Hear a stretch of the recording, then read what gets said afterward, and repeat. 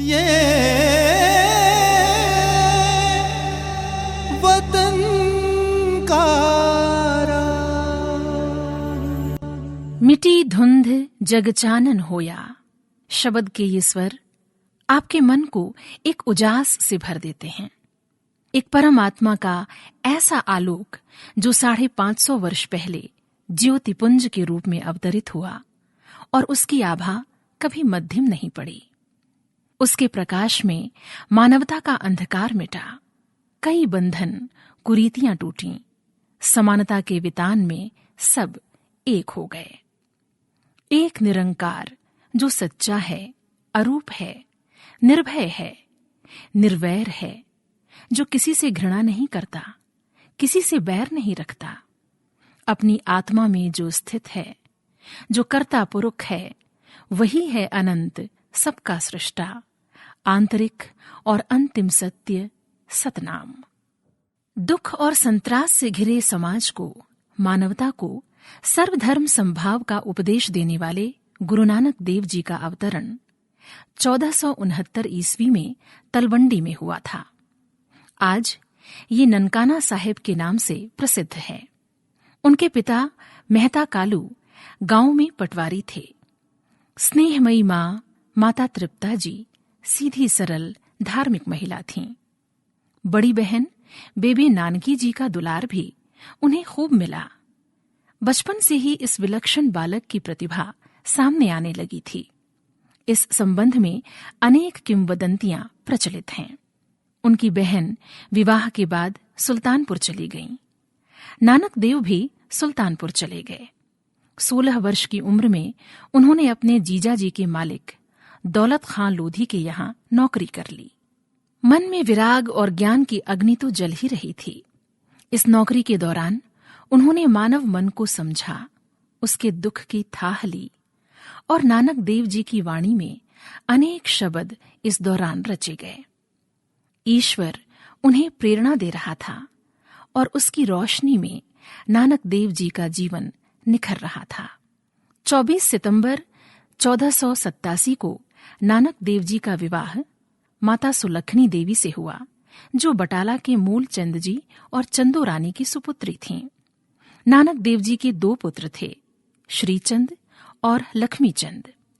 श्रीचंद ने अपने पिता से आध्यात्मिक ज्ञान प्राप्त किया और वैराग्य लेकर उदासी अखाड़े की स्थापना की। गुरु नानक देव जी का जीवन वृत्तांत जन्म साखी में विस्तार से मिलता है।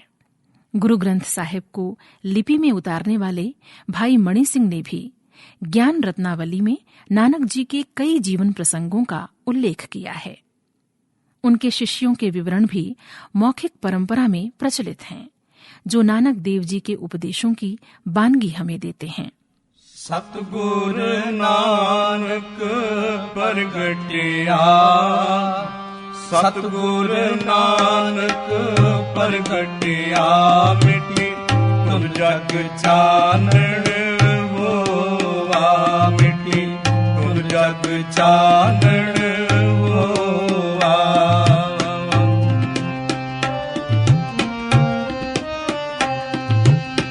जो कर सूरज निकालिया, जो कर सूरज निकालिया, तारे छपे अंधेर परोवा, तारे छपे अंधेर परोवा। सतगुर नानक प्रगटिया, सतगुर नानक प्रगटिया, मिटी तुम जग चानन होवा, तुम जग चानन होवा।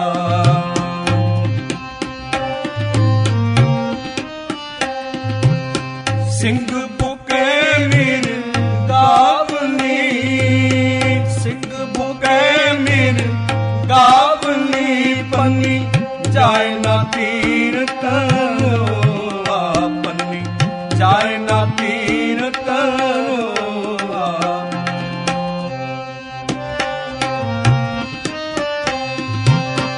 जिथे बाबा पैर तरे, जिथे बाबा तापन सोवा, पूजा आसन तापन सोवा। सतगुर नानक प्रगटिया, सतगुर नानक प्रगटिया, मिटी तुम जग चानन होआ, मिटी तुम जग चानन होआ।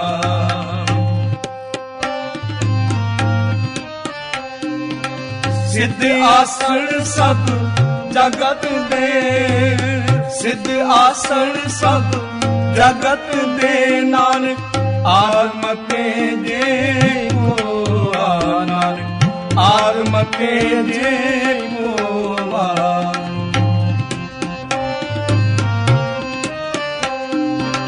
कर कर अंतर धर्मशाल, कर कर अंतर धर्मशाल होवे, कीर्तन सदा विसोवा होवे, कीर्तन सदा विसोवा।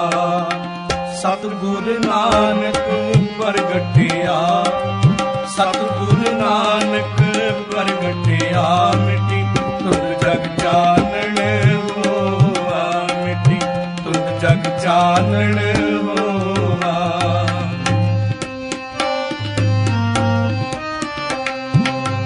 बाबे तारे चार चक, बाबे तारे चार चक, नौखंड पृथ्वी सच्चा टोवा, नौखंड पृथ्वी सच्चा टोवा।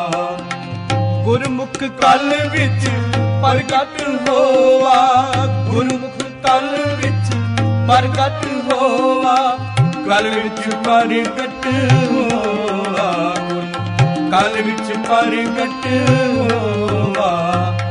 सतगुर नानक प्रगटिया, सतगुर नानक प्रगटिया, मिटी तुम जग चानन होआ, मिटी तुम जग चानन होआ, मिटी सब जग चानन होआ, मिटी तुम जग चानन होआ, सतगुर तुम जग चानन होआ, मिटी जग चानन होआ, मिटी मिटी जग चानन होआ, चानन होआ, जग चानन होआ, जग चानन होआ, मिटी जग चानन होआ। वाहिगुरु। गुरु नानक देव जी ने लंबी यात्राएं की। भारत में भी पूरे देश में जहां जहां उनके चरण पड़े, वहां सुंदर गुरुद्वारे निर्मित किए गए। अपनी यात्राओं में उन्होंने सभी को एक ओंकार का उपदेश दिया, भाईचारे और समानता का संदेश दिया और हरि का नाम, सतनाम को स्मरण करने का संदेश दिया। पवित्र गुरु ग्रंथ साहिब में उनके कहे गए 974 शब्द संग्रहित हैं। इस पूरे ग्रंथ में उन्होंने अपना जीवन सार, अपनी आध्यात्मिक साधना को आकार रूप दिया है। इसमें कुछ प्रार्थनाएं जपजी साहिब और कुछ असां दीवार में शामिल हैं। गुरु ग्रंथ साहिब मानव मात्र के जीवन की दिशा और दशा दोनों के नियंत्रण के सूत्र हमें देता है। गुरु नानक देव समाज में व्याप्त विषमता, अंधकार और कूपमंडूकता के घनघोर विरोधी थे। अनावश्यक कर्मकांड और अंधविश्वास को भी उन्होंने नकारा। उन्होंने आह्वान किया कि आप स्वयं ईश्वर को पा सकते हो, नेकी, ईमानदारी और भाईचारे की राह पर चलकर, बिना किसी को दुख दिए, मेहनत और परिश्रम से अपना जीवन गढ़ सकते हो। गुरु नानक देव ने कहा कि धार्मिक, शुद्ध पारिवारिक जीवन के साथ आध्यात्मिक वृत्ति का मिलन हो सकता है। हमारा दैनिक जीवन कई तरह की गतिविधियों से भरा हुआ है। जैसे जैसे हम में आध्यात्मिक वृत्ति का विकास होता जाएगा, हम अधिक आध्यात्मिक बल प्राप्त करते जाएंगे। जीवन की गति और तेज होती जाएगी। गुरु नानक देव ने अपनी यात्राओं के दौरान मानव मन की गहरी पड़ताल की थी। सामाजिक ढांचे का भी गहरा अध्ययन किया था। उसी के आधार पर उन्होंने बहुत सारगर्भित और व्यावहारिक उपदेश दिए। उनके ये उपदेश रचनात्मक धरातल पर आज भी पालन किए जाते हैं। ये 3 सूत्र संपूर्ण विश्व की मानवता के लिए दिव्य संदेश हैं। पहला है वंड चक्को, यानी गरीब, निस्सहाय, वंचित व्यक्ति की सहायता करो। आपके पास जो कुछ भी अधिक है उसे मिल बांटकर उपयोग करो, गरीब को सहारा दो। दूसरा, कीरत करो, अर्थात आपका जो भी जीवन यापन का साधन है उसमें ईमानदारी का पालन करो। श्रम से, मेहनत से अपनी जीविका कमाओ। किसी के साथ धोखाधड़ी या अनैतिक व्यवहार न करो। अपनी तीसरी शिक्षा में गुरु नानक देव ईश्वर के नाम के जप का महत्व समझाते हैं। आप कैसी भी परिस्थिति में हों, ईश नाम का स्मरण करते रहें। नाम जपने से आपको हमेशा ईश्वर के अपने समीप होने का एहसास होगा। उसके अस्तित्व को आप महसूस कर सकेंगे अपनी आत्मा में, अपने शरीर में। इसलिए नाम जपना यानी ईश्वर से अपने आप को एकाकार करना है।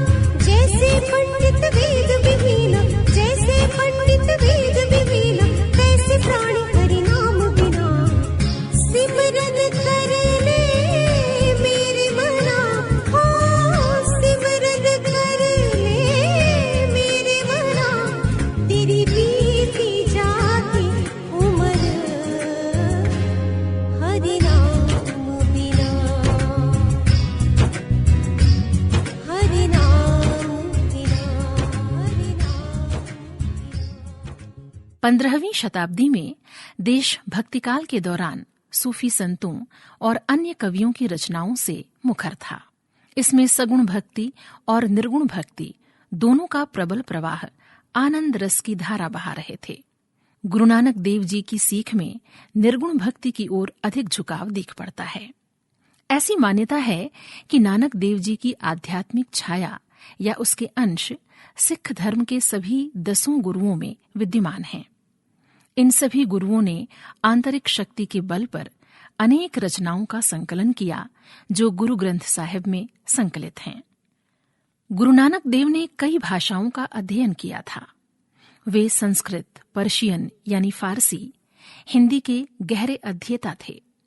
उनके शब्द में इनका प्रभाव साफ साफ देखा जा सकता है। अपने शिष्य भाई मर्दाना के साथ गुरु नानक देव ने 4 विशिष्ट यात्राएं की। ये उदासी के नाम से जानी जाती हैं। इन यात्राओं में तुर्की, मक्का मदीना, तिब्बत, त्रिपुरा, पूरा दक्षिण एशिया, अरेबिया, बगदाद, मुल्तान आदि शामिल हैं।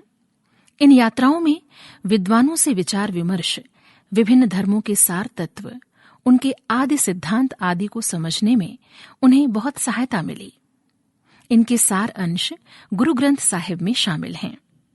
सर्वधर्म समभाव को अपना आधार मानकर गुरु नानक देव ने महिलाओं की समानता की भी वकालत की थी। 15वीं शताब्दी में महिलाओं का सामाजिक दर्जा पुरुषों से बहुत नीचा माना जाता था। गुरु नानक देव ने समाज को ललकारा कि जो स्त्री तुम्हें जन्म देती है, मां के रूप में तुम्हारा पालन पोषण करती है, तुम्हें बड़ा करती है, पत्नी के रूप में सारा जीवन सहयोग करती है, उसका निरादर क्यों? उसका स्थान सबसे ऊंचा है। वो हम सब के लिए आदर और सम्मान के पात्र है। ये एक क्रांतिकारी उपदेश था जिसने तत्कालीन सामाजिक विद्रूपताओं और विषमताओं को जड़ से हटाने में सहायता की। अव्वल अल्लाह नूर उपाया, कुदरत दे सब बंदे, इक नूर ते सब जग उपज्या, कौन भले कौन मंदे। एक ज्योतिपुंज नूर से उपजी सारी मानवता को एकता के सूत्र में बांधने वाले गुरु नानक देव जी को शत शत नमन। अव्वल अल्लाह नूर उपाया, कुदरत के सब बंदे, कुदरत के सब बंदे, एक नूर ते सब जग उपजिया, एक नूर ते सब जग उपजिया, कौन पने को मंदे, कौन पने को मंदे। अव्वल अल्लाह नूर उपाया, कुदरत के सब बंदे, अव्वल अल्लाह नूर उपाया, कुदरत के सब बंदे, कुदरत के सब बंदे। लोग परम न फूलो पाई, लोग परम न फूलो पाई, परम न फूलो पाई, परम न फूलो पाई। खालक खलक खलक में खालक, खालक खलक खलक में खालक, पूर रहो सब ठाई,